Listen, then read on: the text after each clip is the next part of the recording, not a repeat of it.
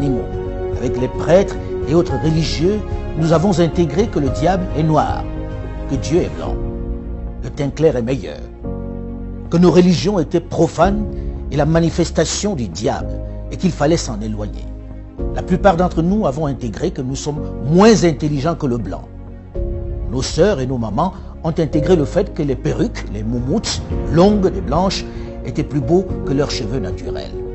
Il est venu le moment de sortir de cet obscurantisme. Il est venu le moment pour une jeunesse désormais bien formée et ouverte sur le monde d'élaborer le narratif des Africains, de raconter notre histoire, de magnifier nos valeurs, de vulgariser notre savoir, notre conception de la vie. Bref, de récupérer la parole qui nous a été arrachée et de parler de nous, sans complexe, avec fierté. C'est pourquoi j'encourage les jeunes à produire autant qu'ils le peuvent, que ce soit dans la littérature, la culture ou dans le domaine de l'audiovisuel. Les programmes sur nos médias doivent ressembler à nous. Ils doivent refléter nos réalités. Nos feuilletons, nos films, nos jeux doivent ressembler à nous. Fini le mimétisme. Dans le même temps, mon travail à l'international m'a permis au fil de toutes ces années de me rendre à l'évidence à quel point notre continent, pourtant si riche en ressources humaines et minières, souffre d'un mal chronique, l'absence de leadership de qualité qui puisse impulser le développement.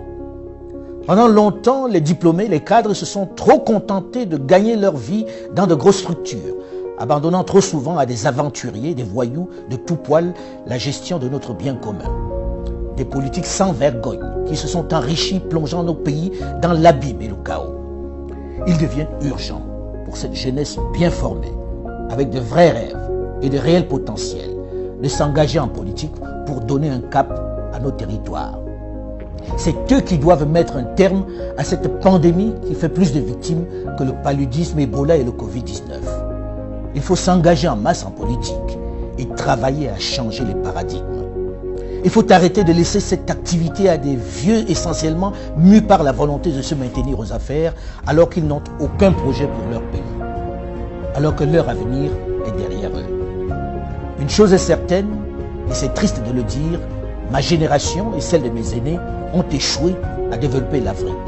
Mais vous, les plus jeunes, aurez moins d'excuses puisque vous avez les armes pour renverser la vapeur. La balle est dans votre camp.